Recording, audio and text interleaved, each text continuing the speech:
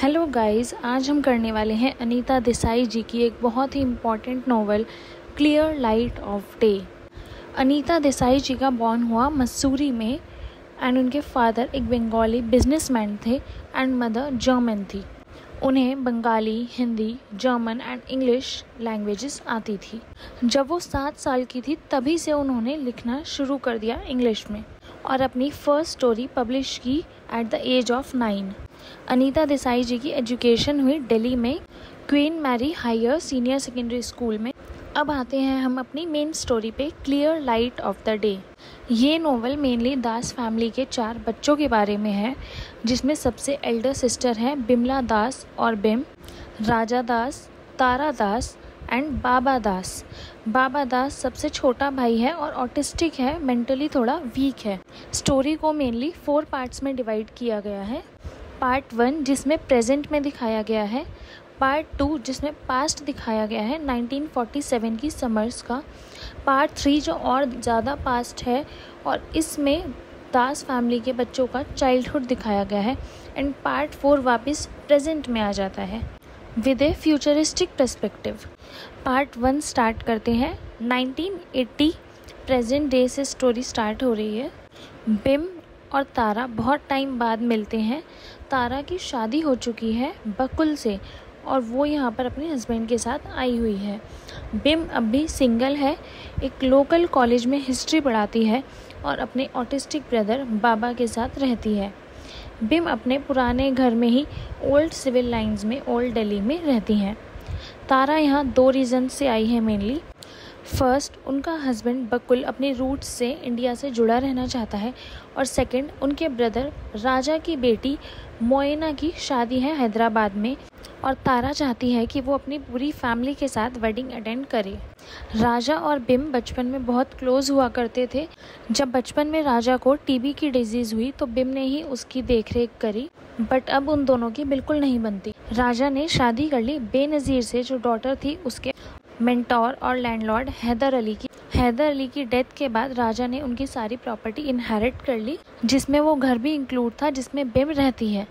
हैदर अली की डेथ के बाद राजा ने एक लेटर लिखा बिम को और कहा कि तुम जितना रेंट पहले देती थी आगे भी उतना ही रेंट देना, मैं कभी भी ना ही रेंट बढ़ाऊंगा और ना ही ये घर कभी बेचूंगा, तुम जब तक चाहो यहाँ पर रह सकती हो। बिम ये लेटर तारा को दिखाती है और बताती है कि वो कितनी ज़्यादा डीपली वाउंडेड है और इसलिए मोइना की मैरिज में नहीं जाना चाहती। यहीं पर हमारा पार्ट 1 एंड होता है और पार्ट 2 स्टार्ट होता है। यहाँ पर आगे मिश्रा फैमिली भी दिखाई गई है, जिसमें मिश्रा फैमिली की 2 सिस्टर्स हैं, सरला और जया। पार्ट 2 1947 में स्टार्ट होता है, जहाँ इंडिया और पाकिस्तान का पार्टीशन हुआ है और हैदर अली को सब कुछ छोड़कर हैदराबाद जाना पड़ा। एट दैट टाइम राजा और बिम बहुत क्लोज थे एक दूसरे के। Raja was ill with TB. As a child Raja Haider Ali को बहुत एडमायर करता था और उन्हें अपने हीरो की तरह कंसिडर करता था। इस नॉवल में हमें हारमनी दिखाई गई है जो एग्जिस्ट करती थी हिंदूज और मुस्लिम्स के बीच पार्टीशन से पहले। राजा स्टडी के लिए जामिया मिलिया इस्लामिया ज्वाइन करना चाहता था, बट उसके फादर ने उसे फोर्स किया to join Hindu College for English honours. But later जब वो अपने दोस्तों की हेट्रेड देखता है मुस्लिम्स के लिए तो वो विड्रॉ कर देता है कॉलेज से। उनकी मदर रोज़ क्लब जाती थी।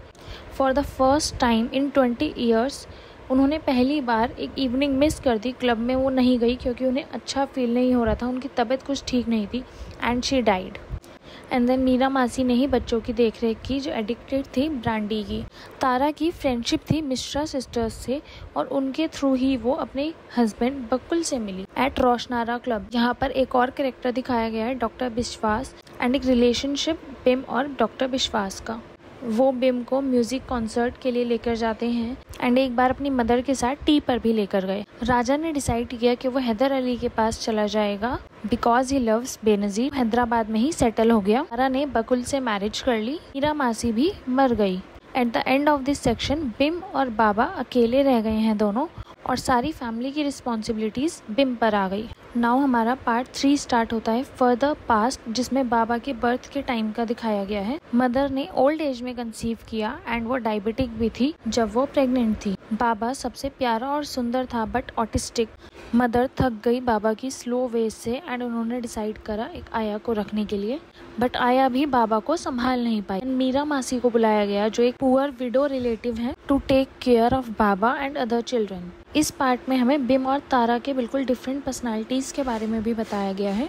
इन स्कूल टाइम बिम में लीडरशिप क्वालिटीज थी। She was always loved by teachers and love social work. She is dominating and have bullying ways. On other side Tara को हमेशा कहा जाता था कि अपनी सिस्टर बिम की तरह बनो। उसे सोशल वर्क भी पसंद नहीं था and she was a timid one having different personality. जब भी कोई प्रॉब्लम आती थी तारा उससे बचकर भागने की सोचती थी। इस पार्ट में 2 एपिसोड्स हैं। First one, Bim cuts Tara's hair against her will, which gives us an insight into Bim's dominating and bullying ways and Tara's different personality. And second है B episode at Lodi Garden. यहाँ तारा बिम को अकेला छोड़कर भाग गई. Demonstrates Tara's instinct to escape whenever confronted with a problem. At the end of this section, Taj sisters engagement party में जाती हैं मिश्रा सिस्टर्स की। यहाँ तारा और बिम दोनों रूफ पर चली जाती हैं और एजुकेशन एंड वुमेन को डिस्कस करती हैं।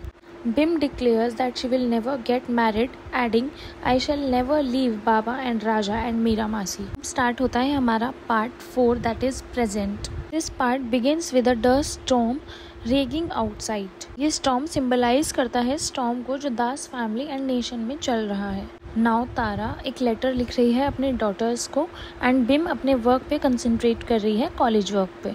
तारा चाहती है कि बिम उसके साथ मोइना के मैरिज में जाए हैदराबाद, बट बिम ने बिल्कुल मना कर दिया बिकॉज वो राजा से बहुत गुस्सा थी। एक तो वो अपनी रिस्पॉन्सिबिलिटीज़ छोड़कर हैदराबाद चला गया एंड सेकंड उसने जो लेटर लिखा। तारा गिल्टी फील करती है अपने बचपन की B एपिसोड को लेकर जब उसने बिम को अकेला छोड़ दिया था। नेक्स्ट डे तारा और बकुल हैदराबाद शादी के लिए निकल गए। आफ्टर दिस एक कॉल आता है बिम के पास फ्रॉम मिस्टर शर्मा जो दास ऑफिस में काम करते हैं एंड रिक्वेस्ट करते हैं बिम से एक मीटिंग अटेंड करने के लिए। Will determine their future. Bim बहुत हेल्पलेस फील करती है एंड अपना सारा गुस्सा बाबा पर निकाल देती है, but later she realises her mistake that it is her own inadequacy which makes her attack the innocent and defenceless. This realisation make her achieve a spiritual wholeness by accepting and loving people for what they are. Now Mishras invite her to attend a musical evening at their place. वो बाबा के साथ वहाँ जाती है।